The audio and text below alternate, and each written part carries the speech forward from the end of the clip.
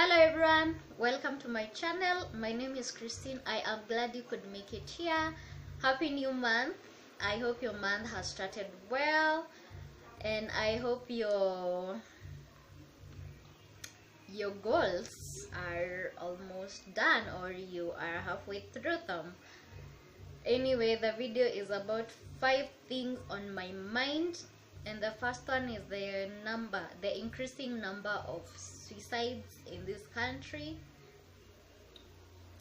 There's a video or rather a documentary that was done and aired by BBC, and it's about the case of 70 people committing suicide in Nyandarua County in the past 1 year, which I think is a very big number. And the biggest percentage of that number are men. And what's sad is that that documentary was done by an international media house. It's like we don't have our own media houses in this country. Anyway, that's besides the point. The point is suicide is not given the attention that it should be given. In fact, lately we have been giving the cases of femicides a lot of attention, which is a good thing. It's a good thing that people know what's going on, but we also need to focus our attention on the number of increasing suicides. And yeah, we also need to come up, or rather to get to the root cause of the suicides. And of course the number one cause is depression, and it's a good thing that we are actually talking about depression. It's a very good thing that we are talking about it. And but I think, oh, how do you use and but in the same sentence? Anyway, we need to give the boy child a lot of attention, because I mean, according to that documentary by BBC, you can see the biggest number of people who committed suicide in Nyandarua County in that 1 year were men. And it's because, or rather I think it's because they find it hard to talk about their problems. Plus they also grew up being told that they should handle issues like men, which I think is a very big problem, because I mean, we are all humans. It's not like women are less humans or women are more humans than men. Let people deal with their emotions the way they know how, boy or girl. And yeah, don't keep on telling your son that you are a boy, you're a man, you're not supposed to do this, you're not supposed to cry, you're not supposed to show your emotions. Let them grieve, let them cry, let them feel the emotions. And just, I mean, I'm sure in the next few, I mean in the next coming generations, we will not be having such cases of suicides, because men don't know how to deal with the emotions. Because I'm sure most parents at the moment they're letting their boys know it's okay to cry and it's okay not to be okay. Number 2, femicide cases. I know this is like a broken record, but we need to continue talking about it. And femicides are closely related to men being depressed and not knowing how to to handle disappointments and to handle their emotions. So if And as I had suggested earlier, I think there needs to be a school, or I don't know, classes or just something to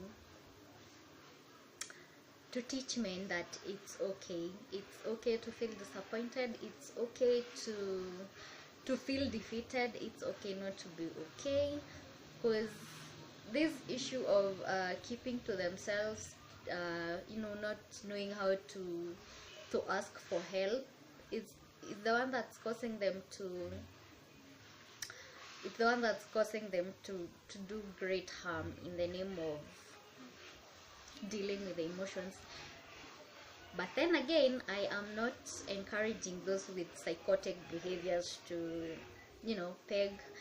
peg their frustrations and to peg their behavior on depression. I am not.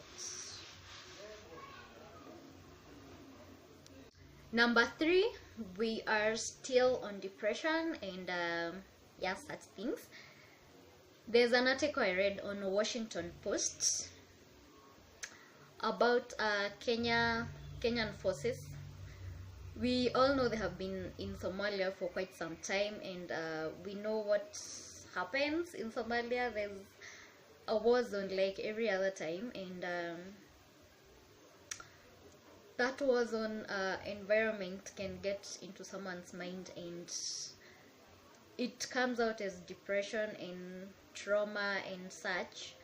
So Kenyan soldiers most of them have suffered from PTSD, and the saddest thing is that once someone has been diagnosed with depression or PTSD, instead of being given treatment or given permission to go home and rest and just heal from the whole PTSD thing, instead of being given that opportunity to heal, they are sadly thrown into jails, into prison, without any treatment, which it makes it worse. And once they are out, they're not given back their positions. In fact, most of them are demoted. If you are a major, okay, I don't know how they're given rankings and stuff, but they are demoted instead of being given that help to get back to their shape. And the saddest thing is that the US government has given Kenya, or the KDF management, $22 billion to deal with mental cases of the Kenyan soldiers. The US government understands such things happen, and that's why they've been giving Kenya such money. But instead of that money being put into good use, God knows what they do with it. Yes, there are counselors and psychologists in the KDF forces, but like one of them had said in that article, the management does not take their recommendations seriously. In fact, they don't even listen to them, and very few cases have been forwarded to them. So that means most people are dying with their frustrations, and even if they don't die, that frustration is projected to these KDF families. I mean, we have all heard cases of KDF shooting their families dead and then turning the gun on themselves. So yes, we are doing a good job talking about it, but I don't think we are doing enough. So let's check on that.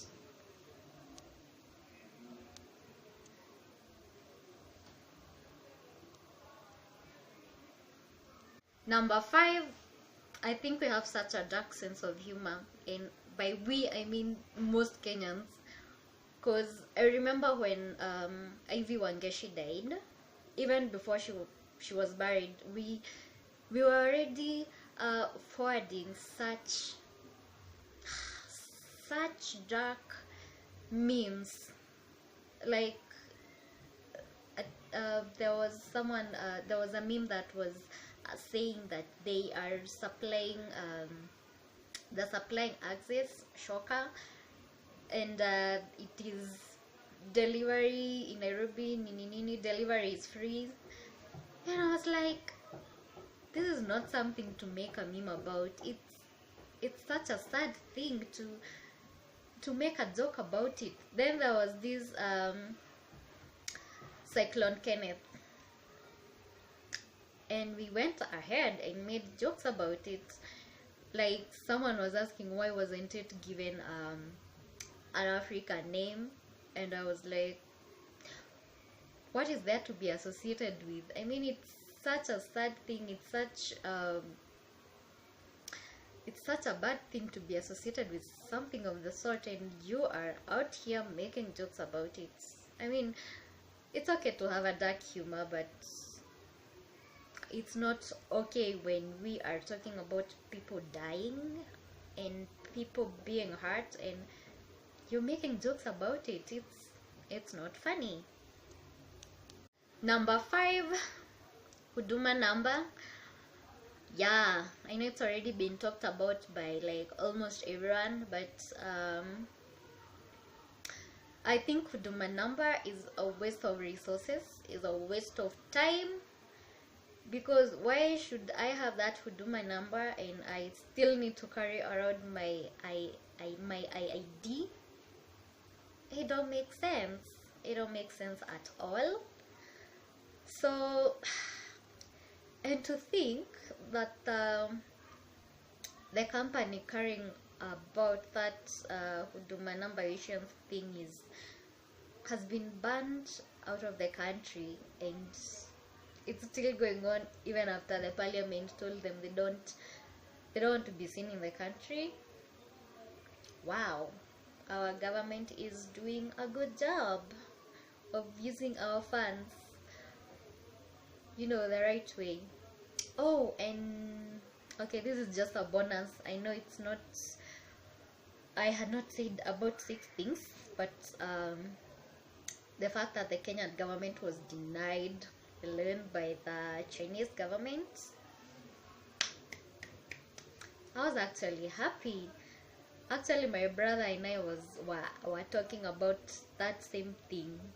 Like, why can the Chinese government deny Kenya that loan? Because I mean, that loan is only ending up in few people's pockets, and to think everyone else is going to pay that loan and it has not benefited us in any way. I think the Chinese government did a good thing. It did Kenyans a big favor. So thank you so much for watching to the end. Thank you for subscribing, and thank you for dropping by, and yeah, come back for more. And yeah, tell me what you think, what you learned, and yeah, subscribe, comment, and share, and like, and bye.